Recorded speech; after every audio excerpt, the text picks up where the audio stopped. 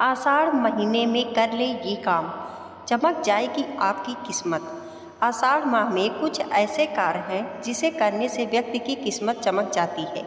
15 जून से आषाढ़ मास का आरंभ हो चुका है। आगामी 13 जुलाई को आषाढ़ खत्म हो जाएगा और सावन का पवित्र महीना आरंभ होगा। आषाढ़ के महीने में कई व्रत त्यौहार पड़ते हैं, जिनमें से देवशयनी एकादशी प्रमुख है। मान्यता है कि इस दिन से भगवान विष्णु 4 महीने के लिए योग निद्रा में चले जाते हैं। इस महीने में भगवान विष्णु की विशेष पूजा अर्चना की जाती है। साथ ही इस महीने में गुप्त नवरात्रि और जगन्नाथ रथ यात्रा जैसे प्रमुख त्यौहार भी मनाए जाते हैं। इस महीने में इंद्रदेव को प्रसन्न करने के लिए पूजा पाठ किया जाता है। आषाढ़ माह से ही चतुर्मास की शुरुआत होती है। यही कारण है कि हिंदू धर्म में आषाढ़ माह का विशेष महत्व होता है। यह माह कामना पूर्ति के लिए भी खास होता है।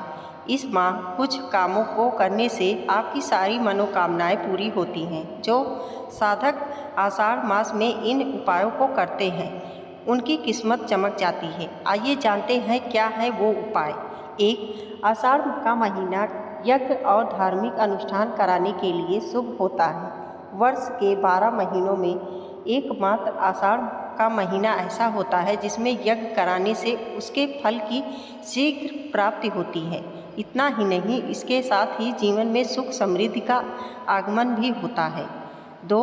यदि आपको अपनी कुंडली में सूर्य और मंगल की स्थिति को मजबूत करना है और साथ ही आर्थिक संकटों से मुक्ति पानी है, तो ऐसे में आषाढ़ मास में श्री हरि विष्णु भोलेनाथ, माँ दुर्गा और हनुमान जी की पूजा अवश्य करें। आषाढ़ मास में इनकी पूजा करना विशेष फलदायी होता है। 3.